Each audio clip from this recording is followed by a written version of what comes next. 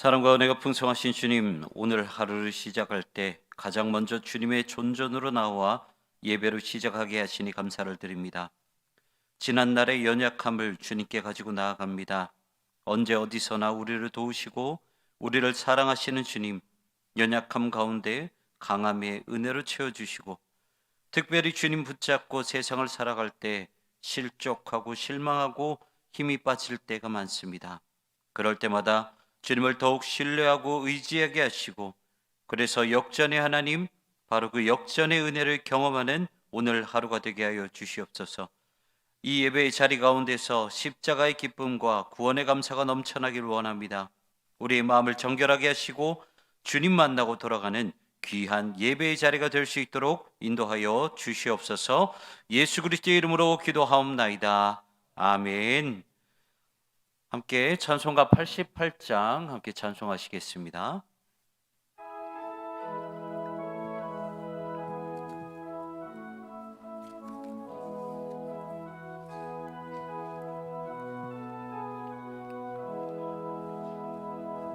내 진정 사모하는 친구가 되시는 그 주 예수님은 아름다워라. 삶 밑에 백합하여 빛나는 새벽별, 주님 영원한 길아 주옵도다. 내 맘이 아픈 적에 큰 위로 되시며 나 외로울 때 좋은 친구라.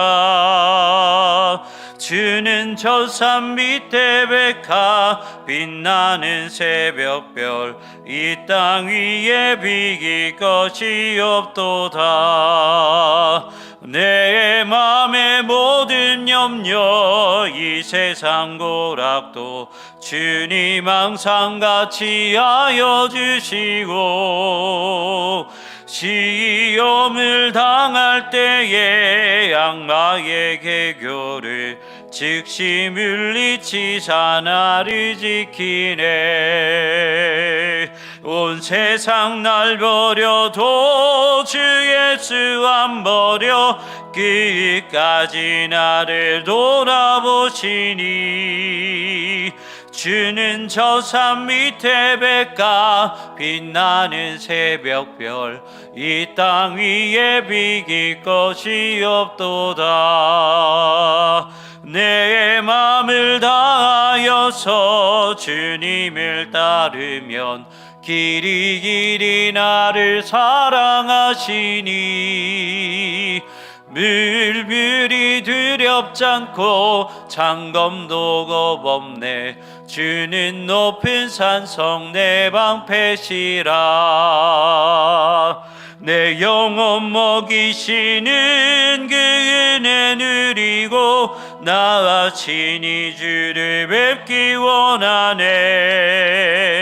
주는 저 산 밑에 백합 빛나는 새벽별, 이 땅 위에 비길 것이 없도다.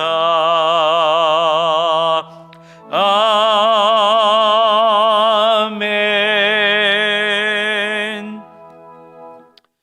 오늘 이 시간 이 새벽에 함께 나눌 말씀은 열왕기하 9장 1절부터 10절까지의 말씀입니다. 구약성경 열왕기하 9장 1절부터 10절까지의 말씀, 제가 가진 성경으로는 구약성경 575페이지입니다. 1절부터 함께 교독하겠습니다. 선지자 엘리사가 선지자의 제자 중 하나를 불러 이르되, 너는 허리를 동이고 이 기름병을 손에 가지고 길르앗 라못으로 가라.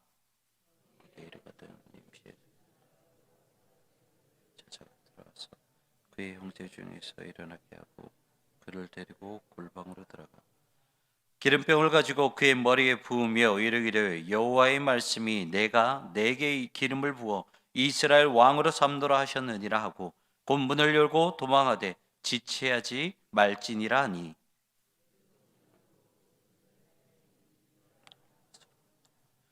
그가 이르러 보니 군대 장관들이 앉아 있는지라. 소년이 이르되, 장관이여, 내가 당신에게 할 말이 있나이다. 예후가 이르되, 우리 모든 사람 중에 누구에게 하려느냐 하니 이르되 장관이여 당신에게나이다 하니 하는지라.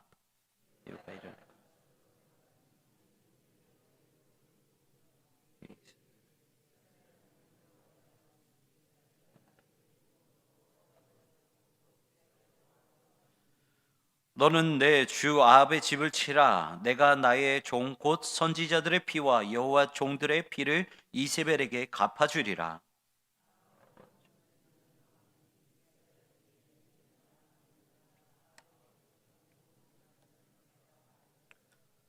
아합의 집을 느바스의 아들 여로보암의 집과 같게 하며 또 아히야의 아들 바하사의 집과 같게 할지라. 이스라엘 지방에서 개들이 이세벨을 먹으리니 그를 장사할 사람이 없으리라 하셨느니라 하고 곧 문을 열고 도망하니라. 아멘. 오늘 본문 말씀은 이제 예후가 이스라엘의 왕이 되어서 아합과 그의 가문 그리고 아합과 관계되는 모든 사람들을 다 축청하는 그런 말씀들을 기록을 하고 있습니다. 특별히 오늘 본문을 통해서 우리가 알 수 있는 것은 결론부터 말씀을 드리면 하나님의 모든 말씀은 반드시 성취될 것이다 라는 메시지를 오늘 본문을 통해 우리에게 전하고 있다라는 것이죠.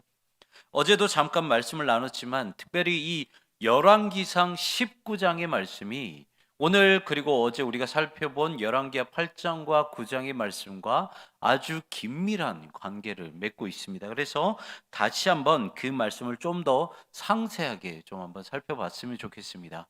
우리가 잘 아는 것처럼 이제 아합, 북이스라엘의 아합 왕이 있을 때에 이세벨이라는 이 사람을 아내로 맞이하는 그 사건 하나 때문에 바알과 이제 아세라의 그 우상이 이스라엘에 가장 많이 이제 생겼을 때가 바로 이 아합 때였죠. 그리고 나서 우리가 잘 아는 것처럼 이 엘리야라는 선지자를 하나님께서 보내셔서 갈멜산에서 누가 진짜 하나님이고 누가 진짜 신이냐는 이 대결을 통해 850명이나 되는 바알과 아세라 선지자를 그 자리에서 바로 멸절시킵니다. 그리고 나서 이 사건이 일어난 이후에 이세벨은 이 엘리야를 죽이려고 하죠. 그 말씀을 듣고 두려웠던 이 엘리야는 광야로 도망가서 죽기를 간절히 청합니다.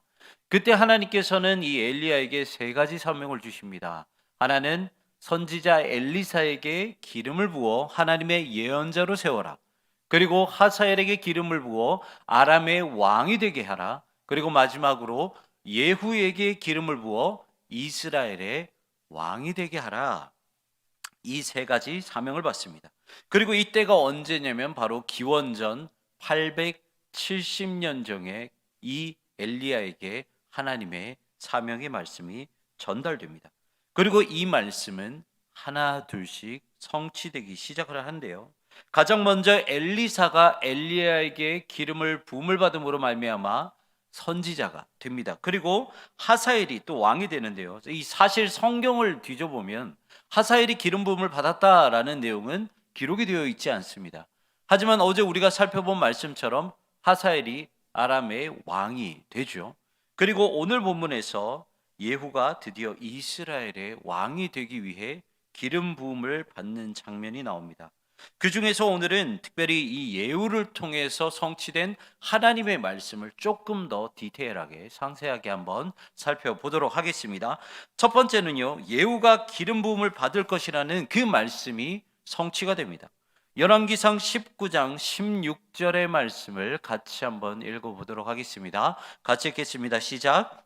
너는 또 님시의 아들 예후에게 기름을 부어 이스라엘의 왕이 되게 하고 또 아벨 무올랏 사밧의 아들 엘리사에게 기름을 부어 너를 대신하여 선지자가 되게 하라. 아멘. 이렇게 하나님이 엘리야에게 말씀하시는 예후에게 기름을 붓는 그 장면이 바로 오늘 본문 3절에서 엘리사의 제자를 통해서 성취되게 되죠. 그리고 두 번째는 기름 부음을 받은 말씀이 성취되었다면 두 번째는 예후가 왕이 되는 그 말씀이 성취됩니다. 이번에는 열왕기상 19장 17절의 말씀입니다. 한 번 더 같이 읽도록 하겠습니다. 시작. 하사엘의 칼을 피하는 자를 예후가 죽일 것이요 예후의 칼을 피하는 자를 엘리사가 죽이리라. 이 말씀을 잘 보시면요, 하나님이 이 엘리야에게 그냥 말씀하신 것이 아니라 하나님의 엘리야에게 분명하게 말씀을 하시는 것이 이제 하사엘이 아람의 왕이 될 것인데, 이 하사엘의 칼을 피해서 다 죽지 못한 자들을 누구를 통해서 죽이느냐, 숙청하느냐? 바로 예후의 손길을 통해서 죽일 것이라고 하나님은 분명하게 말씀을 하셨습니다. 그리고 그 말씀이 어디에서 성취되냐면 열왕기하 9장 14절과 15절의 말씀에서 성취됩니다. 14절 뒷부분에 보면 이때 당시에 이스라엘 왕이 이 요람이라는 왕이었는데요, 이 요람이 하사엘, 이미 이때 당시에는 이제 아람의 왕이 되었죠. 아람의 왕 하사엘과 전쟁을 하기 위해 길랏 라못이라는 곳으로 가게 됩니다. 그리고 15절 앞부분에 가면은 이 길랏 라못에서 아람 왕 하사엘과 전투를 할 때 어떻게 된다고 기록이 되어 있습니까? 부상당했다라고 기록을 하고 있습니다. 그리고 이 부상당한 이 요람은 다시 이스라엘로 다시 와서 치료를 받으려고 하는데 결국 누구의 손에 붙잡혀 죽게 되냐면 열왕기하 9장 24절 말씀에 이렇게 기록하고 있습니다. 예후가 힘을 다하여 활을 당겨 요람의 두 팔 사이를 쏘니 화살이 그의 염통을 꿰뚫고 나오매 그가 병거 가운데에 엎드려 진지라. 길랏 라못에서 아까 예언했던 말씀처럼 하사엘의 손을 통해서 죽임당하지 못했던 이 요람이 다시 병을 회복하기 위해 치료받을 때 누구의 손에 의해서 죽게 됩니까? 예후의 손에 의해서 죽게 되었다라는 것입니다. 이렇게 두 번째 하나님의 말씀이 성취됩니다. 그리고 또 한 가지의 말씀이 성취되는데, 세 번째로 그것이 무엇이냐면 이 바로 아합의 가문의 심판, 그 중에서 특별히 이세벨이 예후의 손에 의해서 숙청당하는 그 말씀이 오늘 본문 9장에서 또 성취되게 됩니다. 이 아합이라는 왕은요, 농사를 되게 좋아했던 왕이었어요. 그래서 이제 아무래도 이스라엘 땅에서 되게 경작이 잘 되고 그리고 기름진 땅을 쭉 보게 될 것이잖아요. 그런데 그 중에서 이 아합의 눈에 딱 들어온 그런 밭이 하나가 있었습니다. 그게 어디냐면 바로 이 나봇의 포도원이라는 이 포도원 밭이었어요. 그런데 이게 중요한 게 뭐냐면 이제 나봇을 찾아가서 내가 돈을 얼마든지 줄 테니까 이 포도원을 팔아라라고 먼저 권유를 합니다. 그런데 이 나봇은 신앙이 되게 신실했던 사람이에요.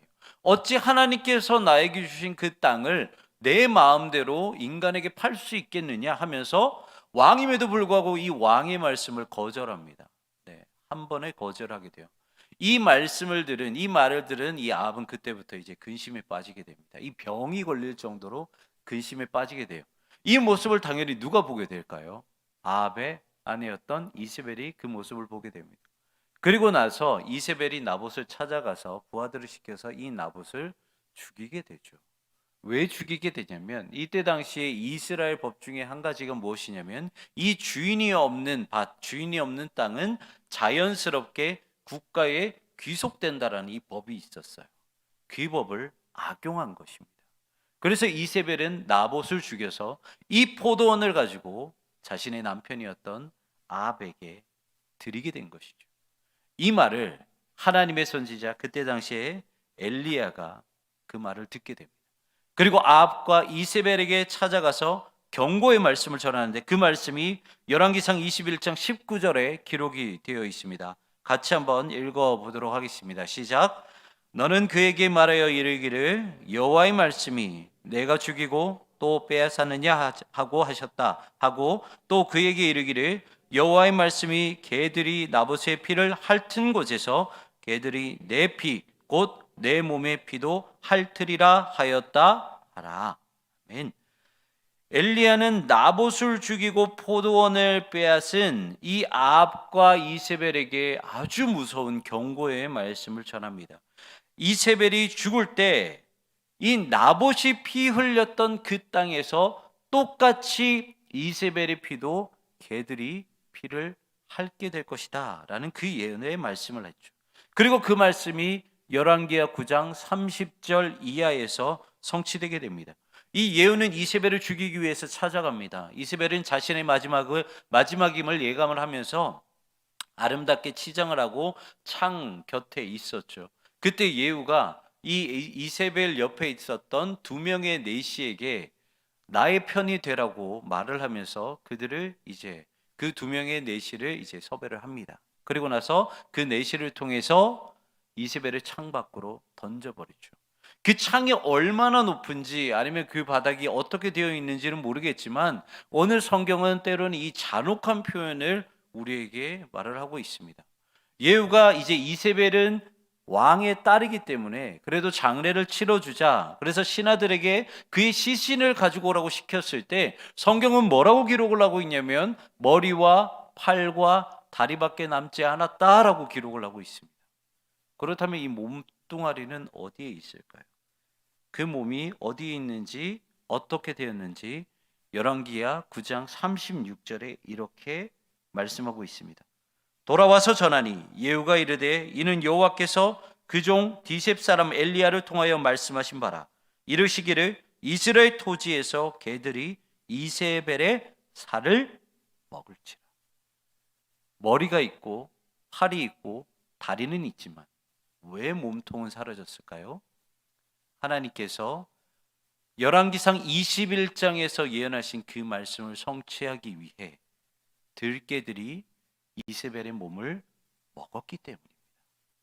이렇게 해서 하나님의 그 세 가지의 그 모든 예언의 말씀이 다 열왕기하 9장에서 성취되게 된다는 것이죠. 이렇게 좀 전에 말씀드렸던 것처럼 하나님의 그 예언의 말씀이 선포될 때는 기원전 870년경입니다. 그리고 오늘 이 열왕기하 9장에서 예후를 통해 하나님의 말씀이 성취된 때가 언제냐면 이제 기원전 840년경입니다. 그렇기 때문에 하나님의 말씀은 바로 30년 만에 그 말씀이 성취된 것이죠. 사랑하는 성도 여러분, 하나님의 말씀은요 이렇게 반드시 성취됩니다. 그리고 성경은 우리 끊임없이 이 말씀 외에도 계속해서 다른 하나님의 말씀 역시도 끊임없이 성취되어졌다라는 그 말씀을, 그 메시지를 우리에게 전하고 있다는 것이죠. 여러분, 아브라함을 하나님께서 만나셨을 때 하나님은 아브라함에게 분명히 말씀하실 것입니다. 너 씨로부터 나는 너의 아브라함의 그 백성이 애굽에 팔려가게 될 것이고 400년 만에 출애굽하게 될 것이다. 여러분, 그 말씀이 이루어졌죠. 그리고 오늘 본문에서 엘리야를 통해서 예언하신 그 말씀이 30년 만에 성취되었습니다. 그리고 계속해서 구약의 선지자들이 끊임없이 예언했던 그 메시아 예수 그리스도, 그 그리스도는 얼마 만에 오셨습니까?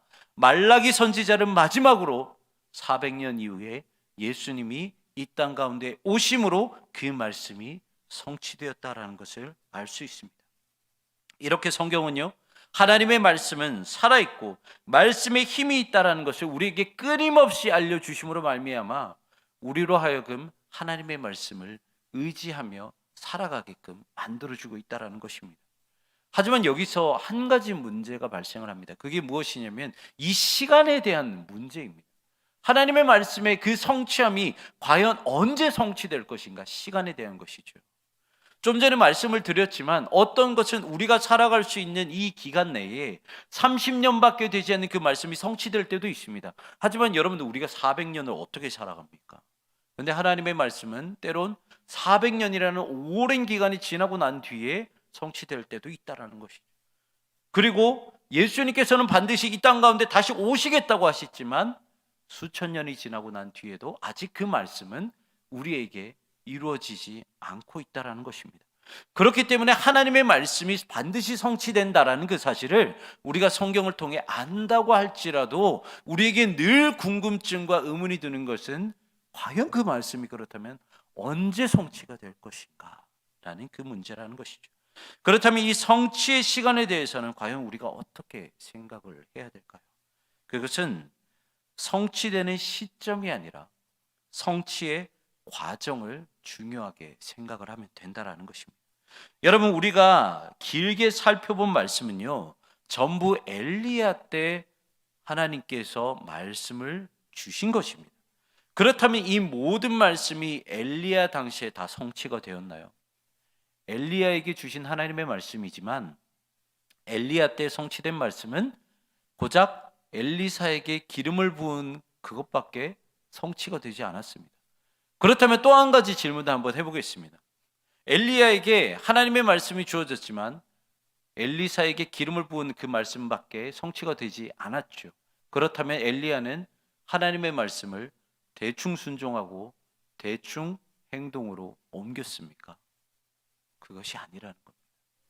엘리야는 그 말씀이 언제 성취가 되든 간에 자기에게 주어진 그 사명을 끝까지 최선을 다해 감당하고 마지막에는 불말과 불병거를 타고 하늘로 승천했다라는 것이죠. 이것은 무엇을 말하냐면 신앙생활을 하면서 하나님의 응답의 때를 기다리고 그 말씀이 성취되는 것이 바로 내가 살아있을 그 때에만 성취되어야 된다라는 그 마음은 교만일 수도 있다라는 것입니다. 우리가요, 하나님의 말씀이 성취될 때를 기다릴 때는 두 가지가 필요합니다. 무엇이냐면 첫 번째는 그 말씀이 반드시 성취될 것이라는 그 소망이 필요하고요. 그리고 또 다른 하나는 하나님의 말씀이 성취되는데 내가 작은 도구가 되기를 원한다는 그 열심, 바로 그 소망과 열심, 이 두 가지가 우리에게 필요하다라는 것입니다. 가만히 생각해 보십시오. 하나님의 말씀이 나를 통해 성취되어야 하는 것도, 내가 살아있을 때 성취되어야 하는 것도 사실 그것은 내 생각이지 하나님의 뜻과 하나님의 생각과 하나님의 계획이 아니라는 것이죠. 베드로후서 3장 8절에는 뭐라고 말씀하십니까? 주께는 1000년이 하루 같고 하루가 1000년 같다라고 말씀을 하고 있습니다. 무슨 말이냐면 성취의 때는 결국 하나님이 결정하신다라는 사실입니다. 그렇기 때문에 그 시간은 우리 마음대로 우리가 살아갈 때 반드시 이루어져야 한다고 하나님께 요구하는 것은 오히려 교만이 될 수 있다라는 것입니다. 사랑하는 성도 여러분, 하나님의 말씀은요 살아있고 나의 도움이 되시고 그리고 반드시 성취되십니다. 그렇다면 그 말씀에 의심하지 마시고 그 말씀이 반드시 나의 때에 내가 살아있을 때에 이루어져야 된다라며 고집 부리지 마시고 언제 어느 때나 그 말씀이 성취된다라는 그 사실에 소망을 품으시길 바랍니다. 그리고 성취되는 그 과정 가운데 내가 작은 그 도움이 될 수 있기를, 도구가 될 수 있기를 기도하시길 바랍니다. 그래서 하나님의 그 크나큰 사역 가운데, 하나님의 크나큰 그 계획하심 가운데 하나의 벽돌이 되고 하나의 기둥이 되는 여러분들 되시기를 주님의 이름으로 축원합니다. 이 시간 말씀을 기억하면서 함께 기도했으면 좋겠습니다. 하나님 아버지, 하나님의 말씀은 반드시 성취된다는 사실을 오늘 말씀을 통해서 우리가 깨달았습니다. 하나님, 그 말씀을 가지고 우리가 소망을 품게 하여 주시옵시고 그 말씀을 이루어 나아가는데 우리가 작은 도구가 될 수 있게 해달라고 이 시간 말씀을 기억하며 함께 간절히 기도하며 나가도록 하겠습니다.